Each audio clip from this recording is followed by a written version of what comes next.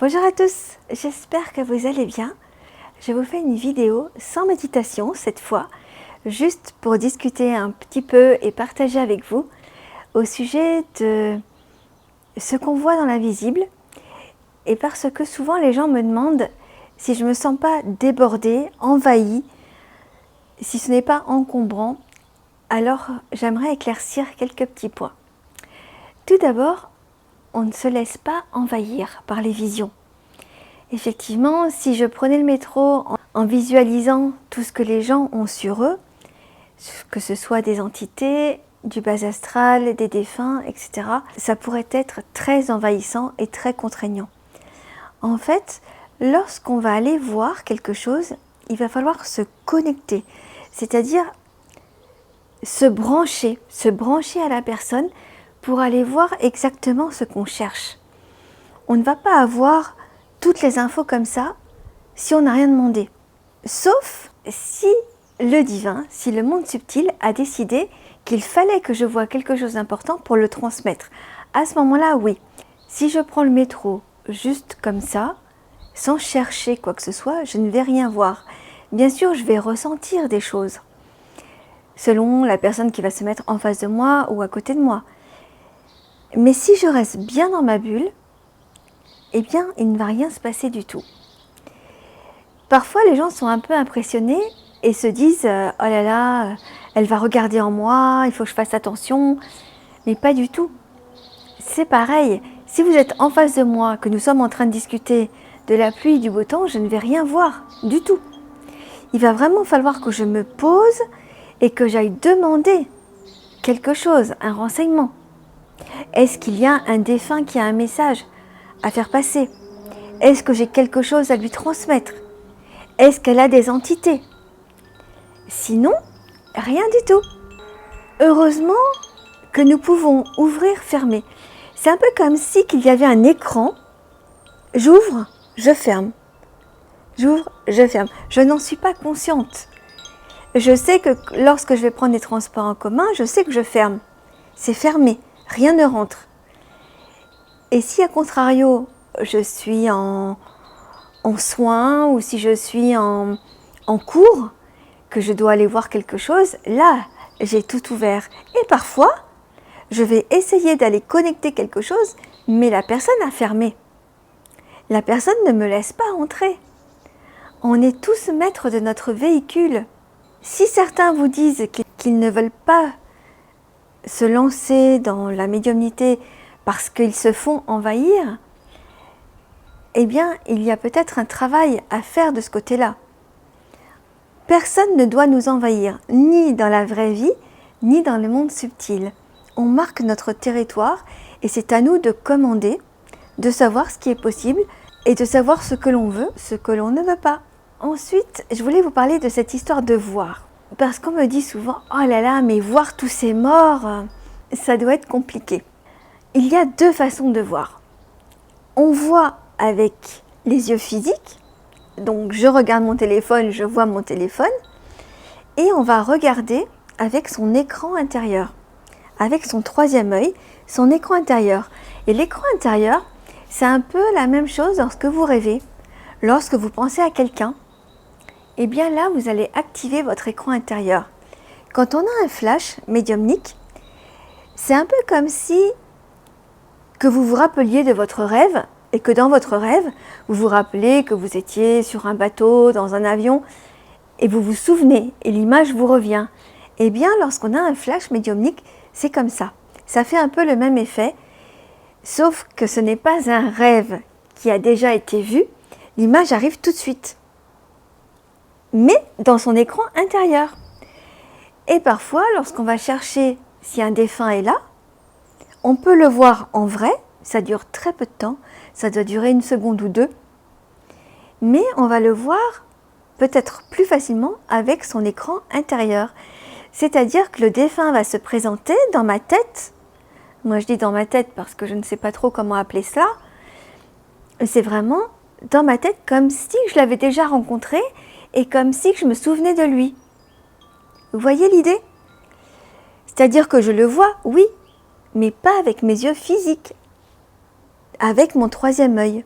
Et là, le défunt va me donner des détails, donc va me montrer une calvitie, va me montrer ses poumons, s'il est mort d'un cancer du poumon. Et tout ça se passe vraiment dans la tête, comme si je me souvenais d'un rêve et que les détails revenaient. Sauf que, comme je vous l'ai dit tout à l'heure, c'est instantané. La différence entre se faire son film et le flash, c'est que le flash va être boum, tout de suite. Alors que se faire son film, vous allez chercher, réfléchir, éclaircir. Vous voyez la nuance? Donc, avant de connaître tout ça, j'étais terrorisée parce que j'avais des fausses croyances. Je pensais que c'était comme dans un film d'horreur, que j'allais voir des fantômes partout, que j'allais voir des... je ne sais pas trop quoi d'ailleurs, un peu partout. J'étais terrorisée. Alors, c'est vrai qu'au début, les défunts m'ont un peu envahi, m'ont touchée, ont fait du bruit, se sont matérialisés en vrai, mais c'était pour me faire comprendre aussi.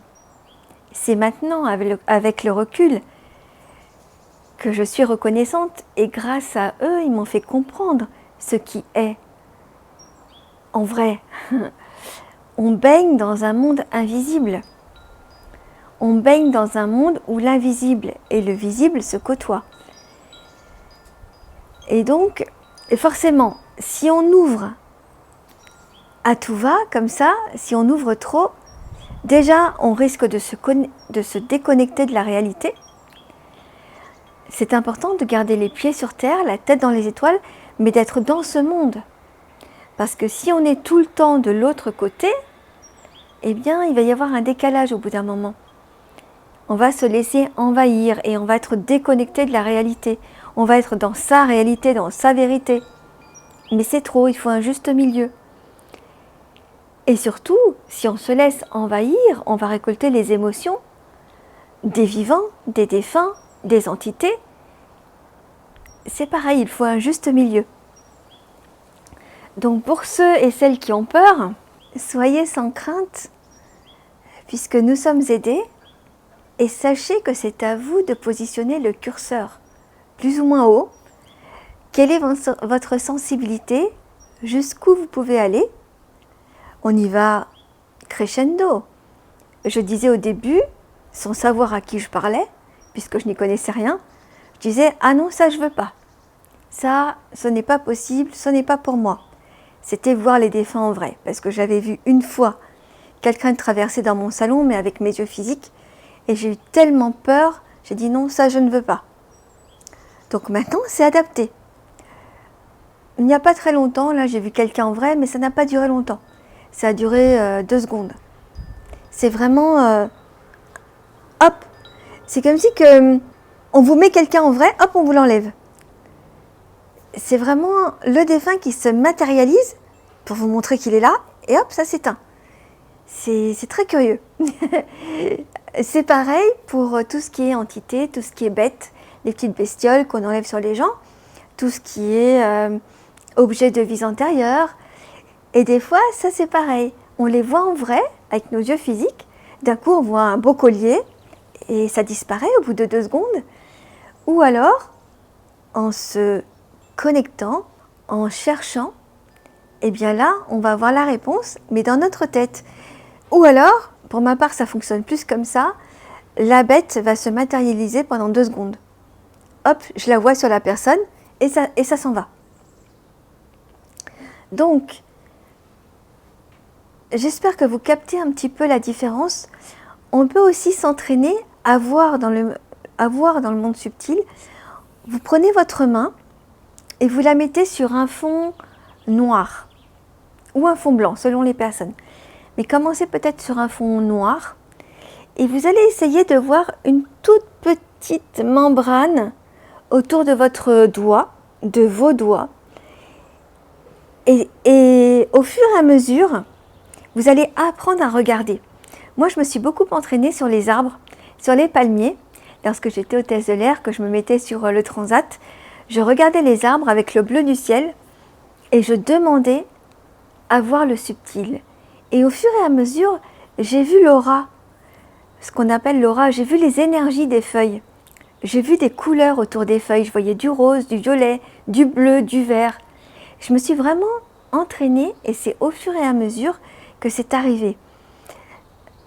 Il faut vraiment demander. Si vous regardez juste les feuilles comme ça que vous attendez, je ne suis pas sûre qu'il se passe grand-chose. Vos guides vont comprendre, mais il faut vraiment poser l'intention. Qu'est-ce que je veux voir? Quand vous allez vous entraîner avec votre main comme ça, qu'est-ce que je veux voir? Je veux voir mon corps éthérique. Vous allez avoir le regard, c'est un peu comme si le regard partait dans le flou. Vous savez, quand vous fixez quelque chose et qu'au fur et à mesure, votre regard comme ça s'en va. J'essaye de vous le faire en même temps, mais je ne sais pas ce que ça va donner. Je risque de loucher. Il faut s'entraîner pour arriver à voir et surtout, qu'est-ce qu'on veut voir. Et c'est très bien fait. Les guides savent. Il faut leur dire les choses. Là, je suis prêt ou je suis prête. J'ai envie de voir ça. Montre-moi. Bien sûr, vous avez les signes dans les nuages, dans les arbres. Regardez autrement. Demandez à voir les esprits des arbres. Demandez à voir des choses dans les nuages. Demandez à voir dans les pierres. Demandez à voir autour de vous. Vous pouvez voir dans votre carrelage. Vous allez voir des cœurs, vous allez voir des visages. Dans votre parquet. Moi j'ai une table en marbre, de temps en temps j'ai un cœur qui apparaît. Dans les fruits, dans tout, vous allez voir les choses autrement. C'est très important de sortir de ce matériel, de ce côté très cartésien et d'ouvrir son cœur, d'ouvrir son esprit à voir autre chose. Je pense que ça vient de là l'idée. Je pense que peut-être tout part de là. Ouvrir son cœur et être prêt à percevoir d'autres choses et à percevoir le monde subtil. Donc gardez à l'esprit que c'est vous qui décidez.